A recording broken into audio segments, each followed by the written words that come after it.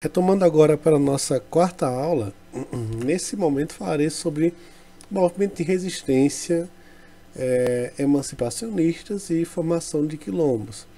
Lembrando que Pernambuco foi palco de inúmeros movimentos de resistência, inclusive contra a ocupação holandesa. Mas falarei nesse momento sobre a insurreição pernambucana, em que constitui uma série de movimentos que a população se rebelava contra essa dominação dos holandeses em seu território. Como falei, os holandeses ocuparam o território por décadas, mas essa ocupação não foi ocupação passiva, e a população sempre estava reivindicando a expulsão dos holandeses. Então a insurreição pernambucana ela dura do ano 1645 até 1654. A insurreição pernambucana foi um movimento de resistência contra o domínio holandês em Pernambuco, liderado por André Vidal, de Negreiros, e Henrique Dias. O levante contou com a participação de brasileiros, indígenas e africanos escravizados, que teve como objetivo expulsar os holandeses da região. Vale ressaltar, aquilo que eu já falei ainda agora, a ocupação holandesa não significou uma mudança estrutural na forma de organização social. A perseguição ao indígena continuou, a escravidão ao negro continuou, a opressão a algumas pessoas como pequenos proprietários continuou também, então não teve grande mudança. A cidade foi embelezada, a cidade foi modernizada, porque isso era importante para exportar a imagem de Pernambuco sendo dominada com qualidade. Então, ao exportar essa imagem, garantiria então o apoio aos holandeses e a crença de que os colonizados apoiariam os holandeses e não os portugueses. Mas o que aconteceu não foi exatamente assim, porque a insurreição pernambucana foi uma série de movimentos contra essa ocupação, contra essa dominação, e culmina com essa expulsão. Então o texto fala o seguinte, que houve a liderança de André Vidal e Henrique Dias, mas que também houve o apoio de indígenas, de escravizados.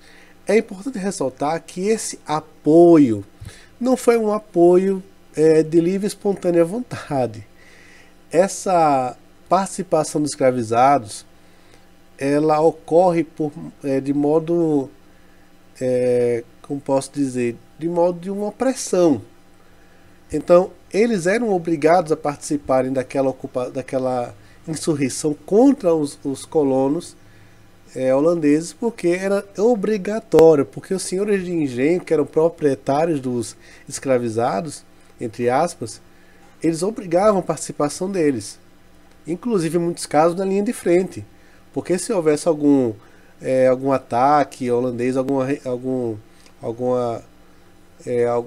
de revidar, uso de canhões, de armas de fogo, quem se feria primeiro não eram os líderes da revolução, mas os negros, os indígenas que estavam na linha de frente. E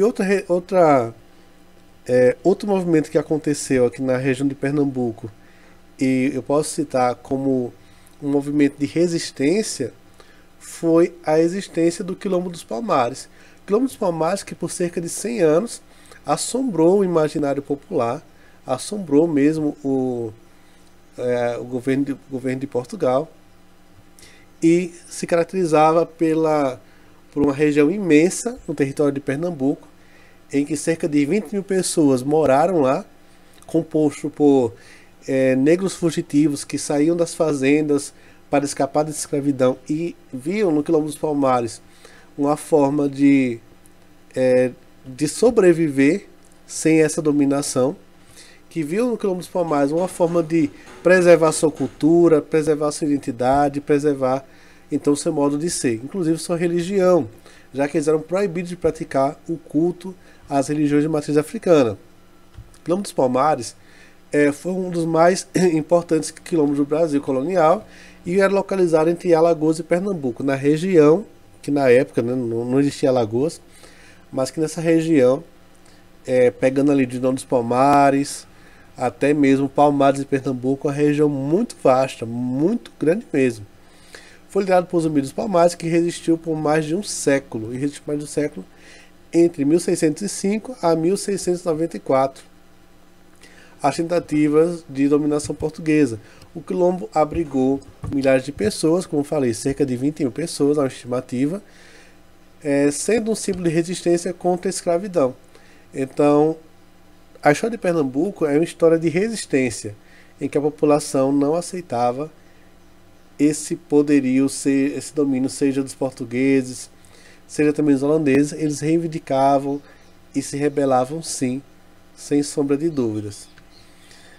Outro aspecto aqui de resistência é a Batalha dos Guararapes, em que foi nessa batalha, uma série de batalhas, aliás, em que os luso-brasileiros, conseguiram expulsar os holandeses do território nordestino.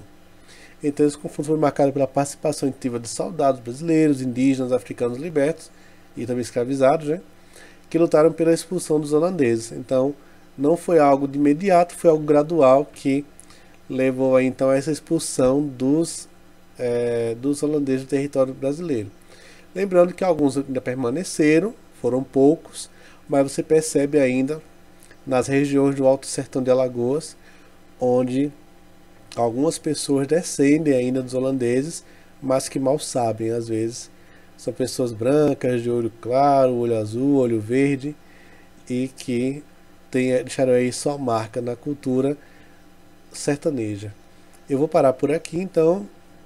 Daqui a pouco farei mais uma aula e darei sequência contando sobre a insurreição pernambucana. Espero que tenham entendido e volto já.